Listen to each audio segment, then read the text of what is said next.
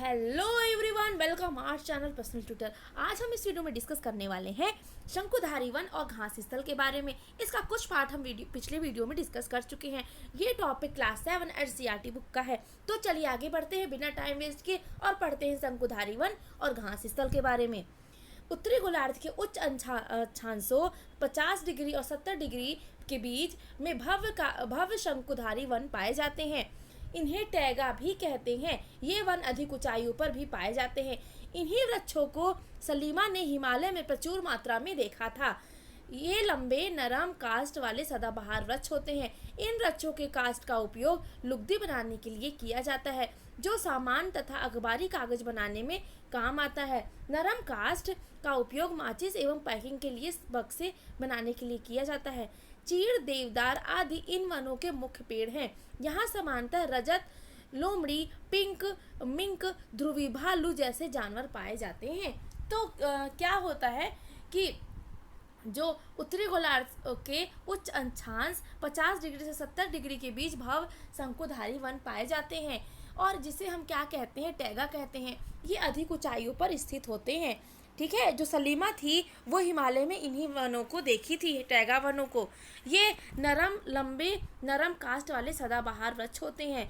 इन वृक्षों के जो कास्ट होते हैं वो लुगदी बनाने के लिए उपयोग किया जाता है, और जो सामान्यतः अखबारी कागज में काम आते हैं। नरम कास्ट का उपयोग माचिस एवं पैकिंग के लिए बक्से बनाने में लिए किया जाता है। चीड़ एवं देवदार इन वनों के मुख्य पेड़ हैं। तो टैगा वन में कौन कौन से आते हैं? चीड़ और देवदार। और यहाँ सामान्यतः जो जानवर पाए जाते हैं वो रजत, लोमड़ी, मिंक और ध्रुवी भालू है। समझ में आया? आप देख सकते हैं शंकुधारी वन का डायग्राम। इस डायग्राम इमेज में आपको दिख रहा होगा कि किस तरह लंबे लंबे पेड़ हैं, उनकी पत्तियां नुकीली हैं।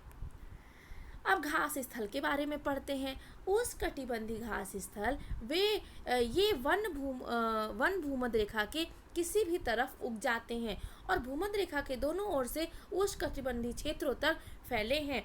यहाँ वनस्पति निम्न से मध्य वर्षा वाले क्षेत्र में पैदा होती है। यह घास काफ़ी ऊंची लगभग 3 से 4 मीटर की ऊंचाई तक बढ़ सकती है। अफ्रीका का सवाना घास स्थल इसी प्रकार का है। समान रूप से उष्णकटिबंधीय इस घास स्थल में हाथी, जेब्रा, जिराफ, हिरण, तेंदुआ आदि जानवर पाए जाते हैं। तो आप चित्र में देखेंगे कि जो उष्णकटिबंधीय घास स्थल है, आपको दिख रहा होगा कि उष्णकटिबंधीय घास स्थल है वो किस तरह दिख रहे हैं। ठीक है, ये भूमध्य रेखा के किसी भी तरफ उग जाते हैं। ठीक है, यहाँ वनस्पति निम्न से मध्य वर्षा वाले क्षेत्रों में पैदा होती है, और ये घास जो होती हैं वो काफ़ी ऊंची 3 से 4 मीटर तक ऊंचाई पर होती हैं। अफ्रीका का सवाना घास स्थल इसी प्रकार का है। ठीक है, उष्णकटिबंधीय घास स्थल है। समान रूप से उष्णकटिबंधीय घास स्थल में हाथी, जेब्रा, हिरण और तेंदुआ पाए जाते हैं। तो आपको समझ में आया कि जो उष्णकटिबंधीय घास स्थल है वो भूमध्य रेखा की किस ओर पाई जाती है, और यहाँ किस प्रकार की वनस्पति उगती है और किस प्रकार के जानवर पाए जाते हैं। शीतोष्ण घास स्थल ये मध्य अक्षांशीय क्षेत्रों और महाद्वीपों के भीतरी भागों में पाए जाते हैं। यहाँ की घास आमतौर पर छोटी एवं पौष्टिक होती है। शीतोष्ण प्रदेशों में सामान्यतः जंगली भैंसा और बाइसन एंटीलोप पाए जाते हैं। तो शीतोष्ण घास स्थल क्या है? ये मध्य अक्षांशीय क्षेत्रों में पाई जाती है, महाद्वीपों के भीतरों भागों में पाई जाती है। यहाँ की जो घास है वो आमतौर पर छोटी एवं पौष्टिक होती है। शीतोष्ण प्रदेशों में सामान्यतः जंगली भैंसा, बाइसन और एंटीलोप पाए जाते हैं। अब कटीली झाड़ियों के बारे में पढ़ते हैं। ये क्या है? शुष्क रेगिस्तान जैसे प्रदेश में पाई जाती हैं। उष्णकटिबंधीय रेगिस्तान महाद्वीपों के पश्चिमी किनारों पर पाए जाते हैं।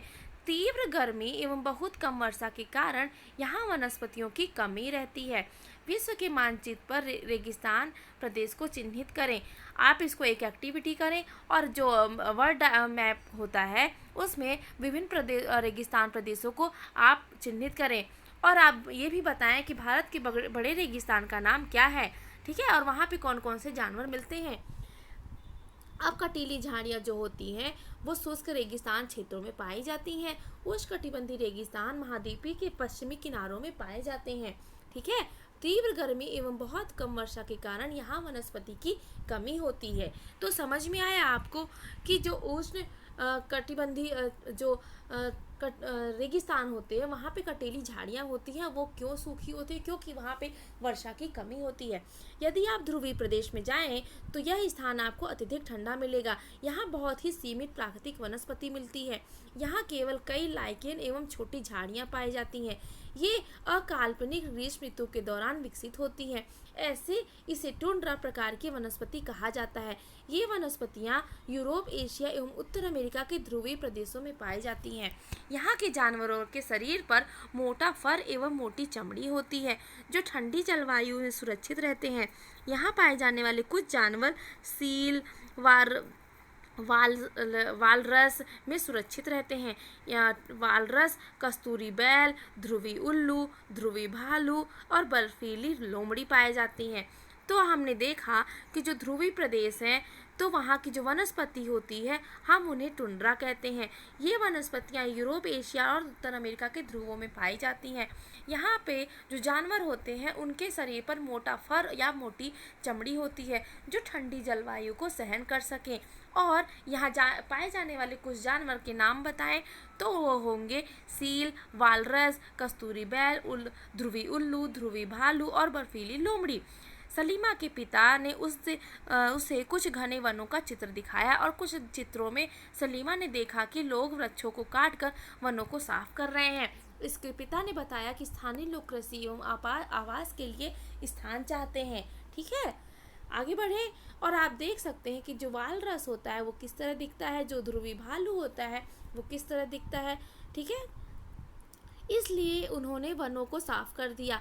सलीमा सोचने लगी कि अगर वनों को साफ कर दिया जाता है तो वन्य जीव कहाँ जाएंगे? क्या ये वन पुनः वैसे ही बन जाएंगे? अगर लोग इसी प्रकार वनों को काटते रहे तो भविष्य में पर्याप्त ऑक्सीजन, जलवाष्प, लकड़ी, फल, मेवे आदि मिल पाएंगे? क्या मिल पाएंगे? नहीं मिल पाएंगे। आप खुद सोचिए, क्या ऐसा होगा तो हमारे भविष्य में हमें ये सब चीज़ें मिलेंगी? चलिए आप ये सोचते रहिएगा और हम पढ़ते हैं।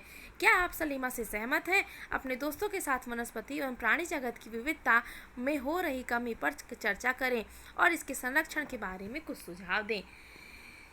तो ये हो गया, हमने पढ़ा कि जो घास स्थल होते हैं वो कितने प्रकार के होते हैं। उष्णकटिबंधीय घास स्थल, शीतोष्ण घास स्थल और कटीली झाड़ियाँ होती हैं।